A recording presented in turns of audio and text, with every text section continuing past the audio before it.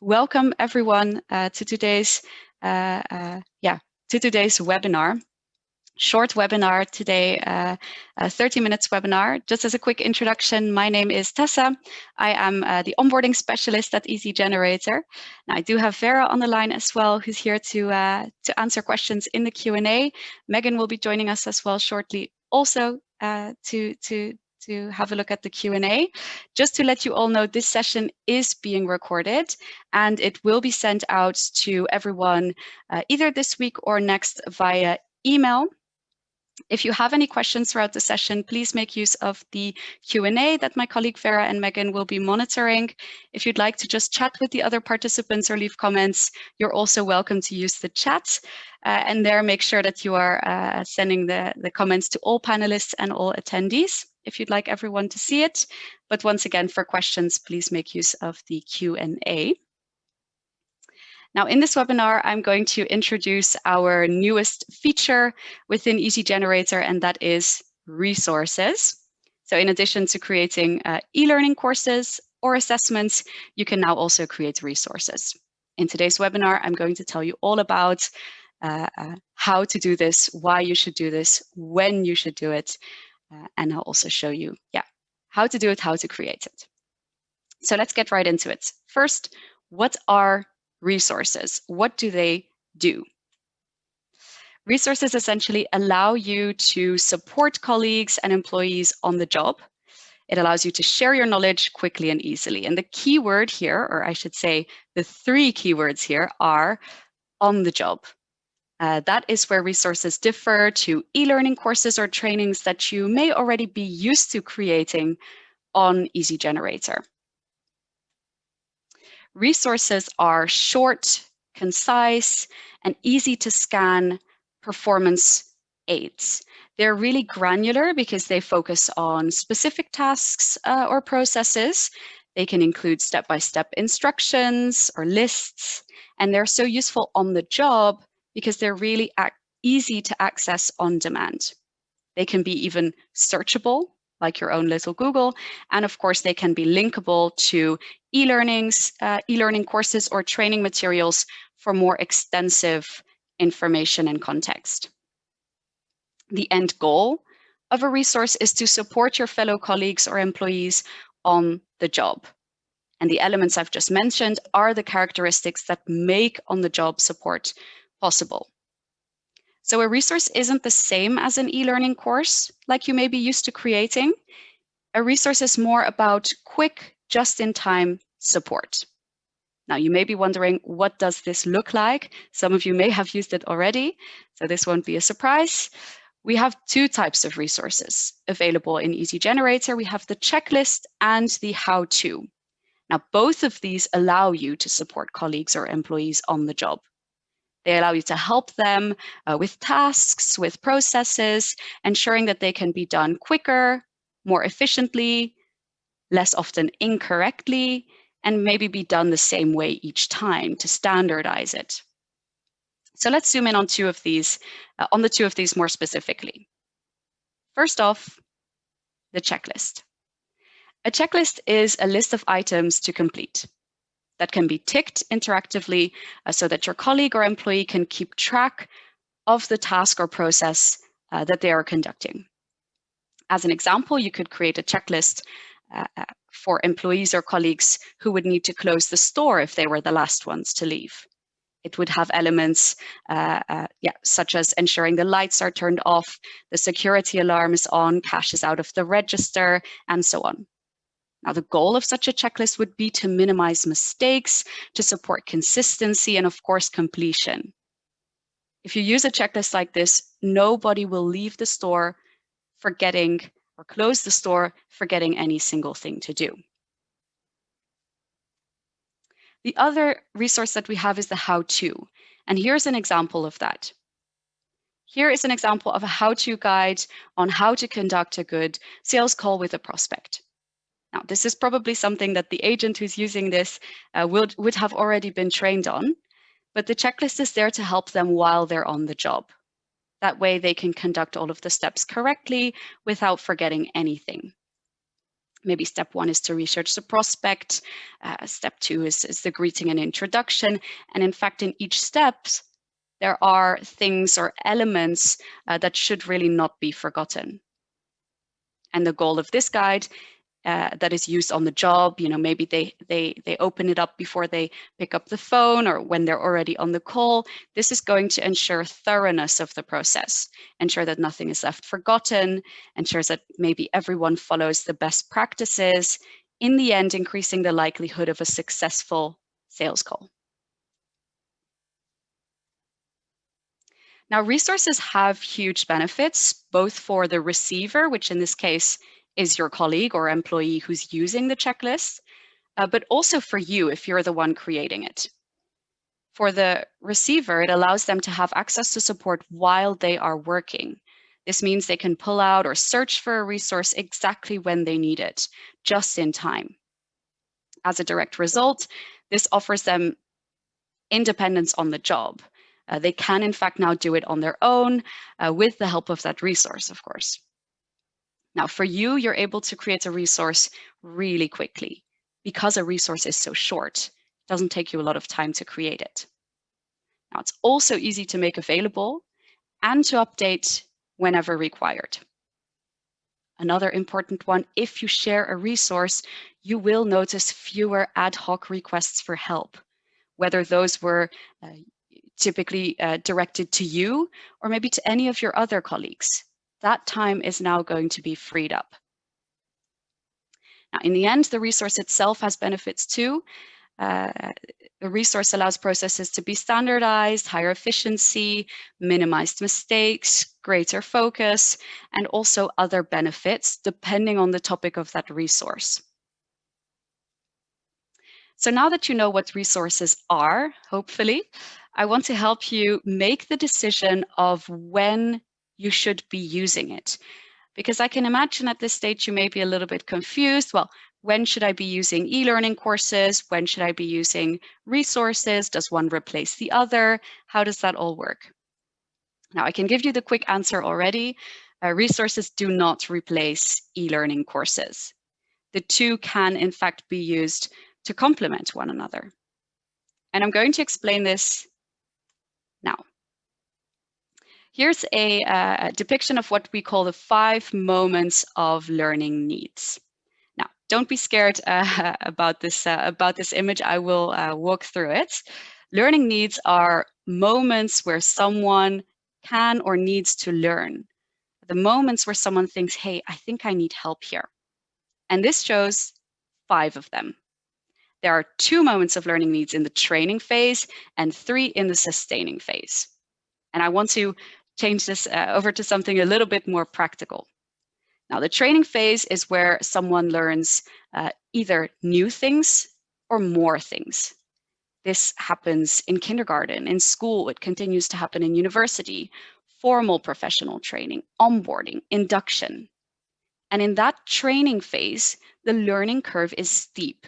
There's a lot of learning going on there. You're learning new concepts, processes, strategies, and so on. After that training phase, it's important that the new knowledge is also used, or else it's going to be forgotten. You can see that the steep dark colored decline in the graph, that is what happens if new information isn't used. That's what we call the forgetting curve, the forgetting that occurs when information isn't used. So in that transfer phase, it's important that they use what they've learned to consolidate their knowledge. Now let's imagine that has now happened. After all of that has happened, there are going to be moments where information actually needs to be applied in practice.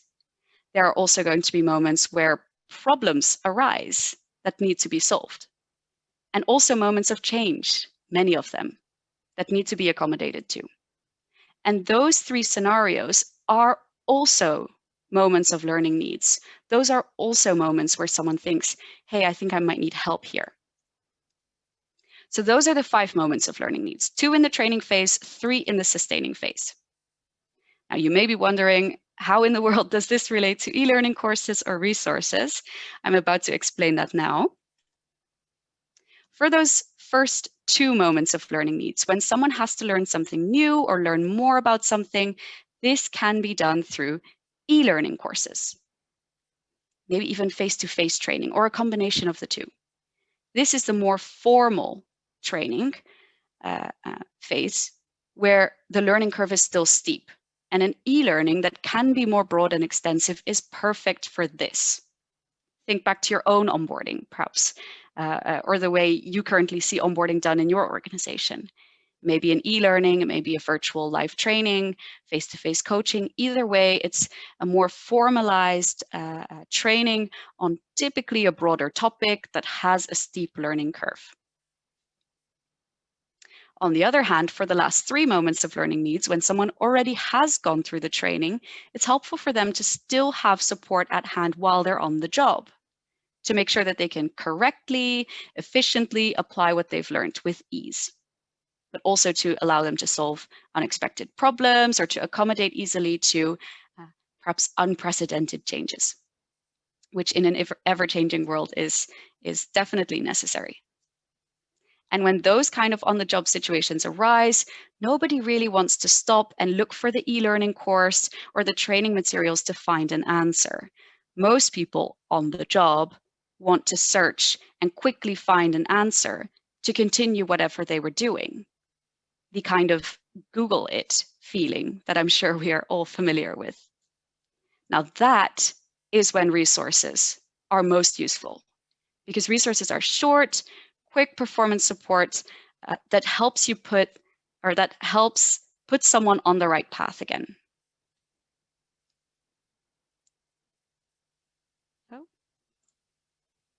So let's move away from the theory and go into a really concrete example here. Let's imagine you're part of a sales team. Now you have a colleague joining and you want to help him or her get acquainted with the job. So when this new colleague arrives, you want to make sure that they know everything about how to sell the product you're selling.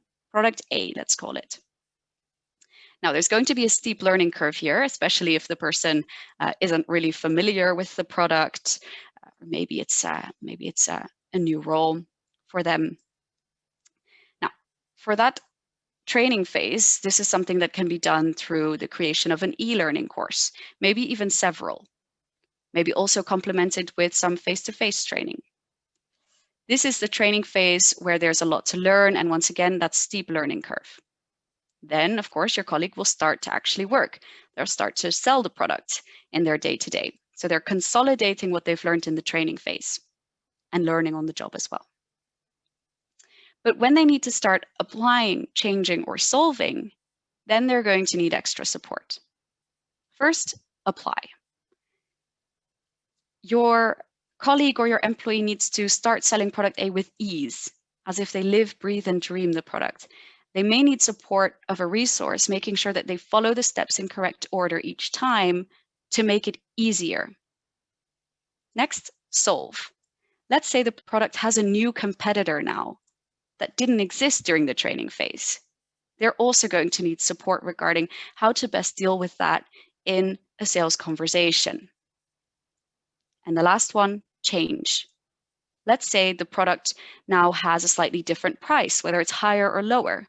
What does that change for those kind of conversations? And how can you support your colleagues or employees with the conversations now?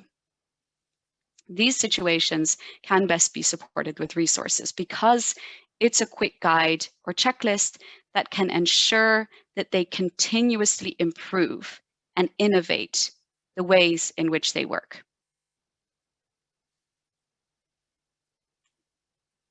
So as a recap, no, resources do not replace e-learning courses. They can be used to complement one another. But that's not the only way that resources can be used. In addition to using resources to complement your e-learning courses, like I've shown you before with the training, the transfer, and the sustain phase, you can also use resources on their own to share instructions or support that simply don't require formal training at all. Some things don't. So for example, if you would like to support your team members setting up their home offices, you can help them with the process through a checklist. Make sure that you have a comfortable chair, that the screen is at the right height in comparison to your eyes, that you have good lighting, and so on. You wouldn't maybe need an entire e-learning course for that. And in this case, a resource may suffice. So now I want to provide some concrete examples for you. How does this really look like in the workplace? What are some real life examples? I have 2 examples to share. First off, here's a really practical example of how you could use a checklist for product quality control. This is probably more or less relevant for some of you, but it's just an example. Now, for this example, the person who's conducting the quality control has definitely been trained on this before during that training phase I spoke about. But by providing a checklist, you're making sure that it's done error-free, quickly, efficiently, and always up to date. That way, the employee can go about doing this without having to ask for help, without having to make errors or spending extra time. Now, what does this look like in practice? Well, maybe in the inventory room, there could be a QR code. The employee scans it and has the checklist in front of them in just a couple of seconds. They have it in their hands while they're conducting the check, and then they simply close it when they're done. This gives them added confidence. It also allows a more smooth process, and when they're done, they're certain that they haven't forgotten anything. And as soon as quality control standards change, or maybe a problem arises, let's say there's a rupture of stock, well, simply update the checklist, which I'll show you how to do later. You don't even need to change the QR code. It will be updated directly, and things can continue to run smoothly. Here's another example, this time of a how-to guide. In this example, your colleague can be supported with writing a sales pitch successfully. Again, this is probably something they've received some kind of formal training on, maybe through e-learning courses. But maybe the strategies have brushed up, competitors are changing, climates are changing. So by providing on-the-spot support, you can help them through those changes. Here, maybe the employee has access to several different guides, all for different scenarios. And when they reach that scenario, which in this case is having to write the sales pitch, they go over to their bookmarks, open the correct one up, and use it while they are working. They may also have a guide for objection handling, for churn, for a smooth handover. And it means that they have everything they need to conduct a thorough process, efficient process, and when they're done, they close it up. So it's really something that you use on the job. When you're done, you can just continue. So how can you really use resources? How do you get started? This is really easy. And if you've already created e-learning courses on Easygenerator, which most of you probably have, it's even more easy than that. A resource, whether it's a checklist or a how-to, is all on one page. So in fact, you simply just type up your items. You're welcome to include images, videos, documents. It's really just drag and drop here, which of course you are already used to on Easygenerator. My advice is to focus only on one topic, one task, one process.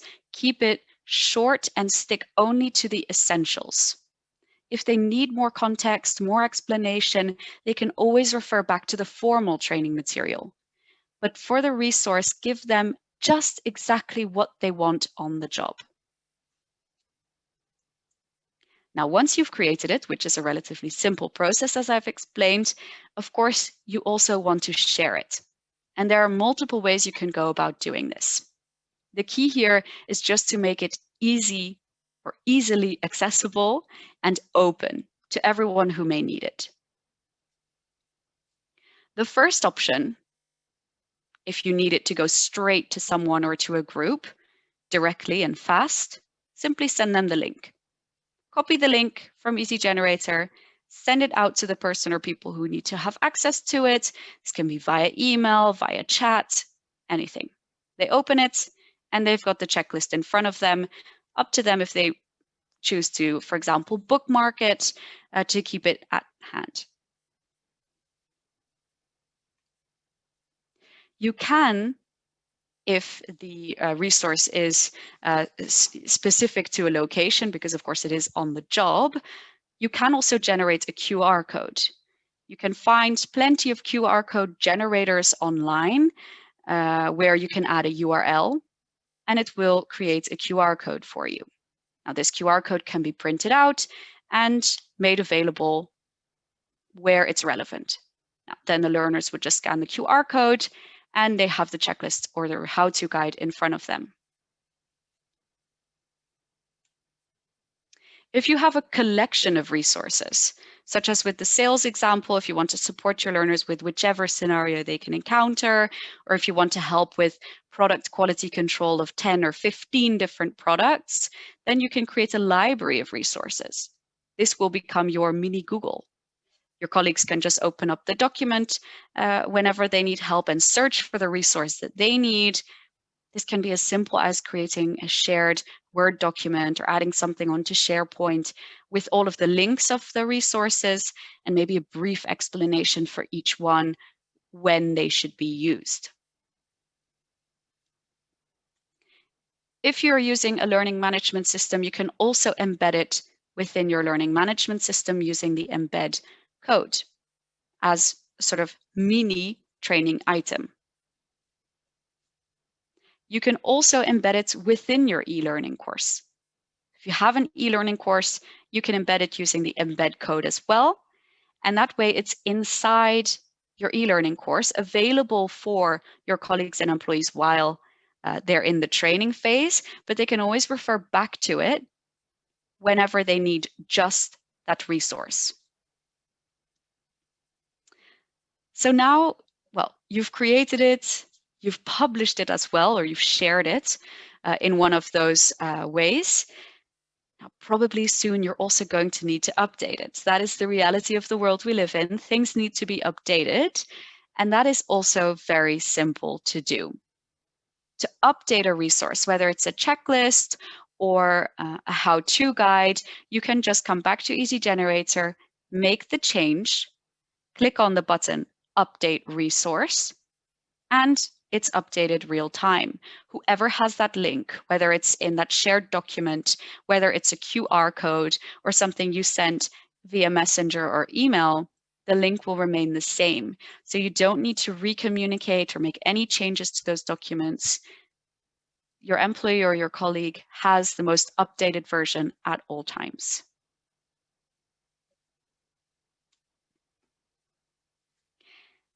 And that is essentially it. This was, of course, a short webinar because the resources are also that simple. But of course, we do have 5 minutes left. I haven't been having a look at the Q&A, but Megan, perhaps you can jump in here. Are there any outstanding questions that perhaps we could answer live? The only question that perhaps came through a few times was about results tracking on resources. Do you mind touching on that?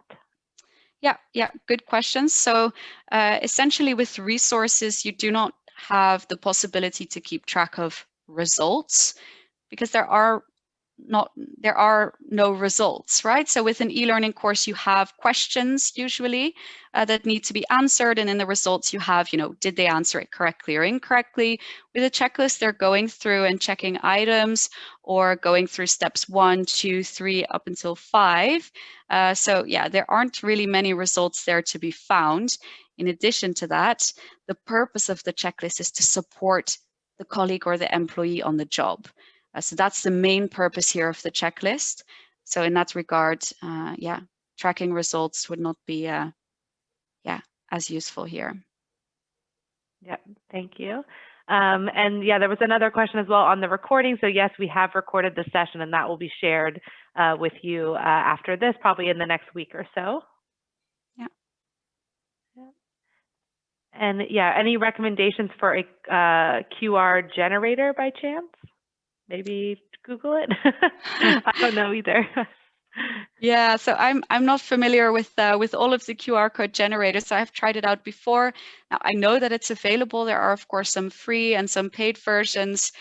depending on if you want, for example, your logo as part of the QR code or something like that. It's relatively easy to find online. So indeed, I would say perhaps Google it. Yeah. Yeah. I see some advice in the chat as well, so feel free to have a look there. I see that a lot of people are adding some nice ideas in the chat for QR code generators.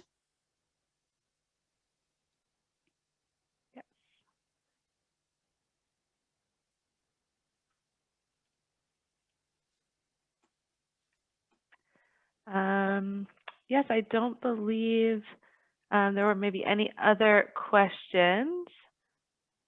Someone was mentioning about creating a library of resources. Perhaps, yeah, when you do go into Easygenerator, under the resource tab, that's where you can essentially store all of the resources that you've created, either the checklist or the how-to guide, and then you can kind of build it out from there. I'm not sure if that is that answers the question.